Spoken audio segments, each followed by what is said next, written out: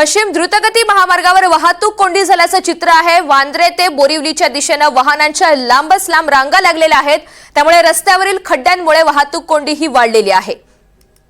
तर पश्चिम द्रुतगती महामार्गावर वाहतूक कोंडी झाल्याचं चित्र आहे आणि आता सायंकाळच्या सुमारास जे लोक घरी जाण्यासाठी परतत आहेत त्यांना याचा फटका सहन करावा लागतोय। एकीकडे मुसळधार पाऊस आणि दुसरीकडे ही वाहतूक कोंडी असा दुहेरी सामना करावा लागतोय।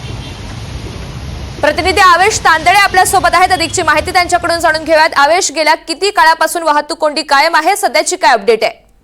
नक्कीच ऋतू, आपल्याला माहित असेल गेल्या 24 तासापासून मुंबईत जोरदार पाऊस झालेला आहे आणि या पावसामुळे लोकल तसेच आता पश्चिम द्रुतगती महामार्गावरला सुद्धा मुंबईकरांना फटका बसलेला आहे। जे मुंबईकर मुंबईमध्ये जॉब करण्यासाठी येतात त्यांना आता सुट्टीच्या वेळेस ट्रॅफिकला सामोरे जावं लागते, कारण गेल्या 24 तासात जो मुसळधार पाऊस झाला त्या जागोजागी पाणी साठलं होतं, त्यामुळे ट्रॅफिक जाम झाला आणि मोठ्या प्रमाणावर वांद्रे ते बोरिवली या दिशेने जाणाऱ्या महामार्गावर ट्रॅफिक जाम झालेले आहे। कारण की जागोजागी एक तर मुंबईत कामं चालू आहे, मेट्रो आणि मेट्रोची कामं चालू आहेत, तसेच सिग्नल बिघाड सुद्धा मोठ्या प्रमाणावर आहे आणि हवामान ढगाळ वातावरणामुळे गाडी चालवण्यास त्रास सुद्धा होत आहे, त्यामुळे हे जागोजागी ट्रॅफिक आहे। ऋतुजा, अगदी धन्यवाद सविस्तर माहितीसाठी।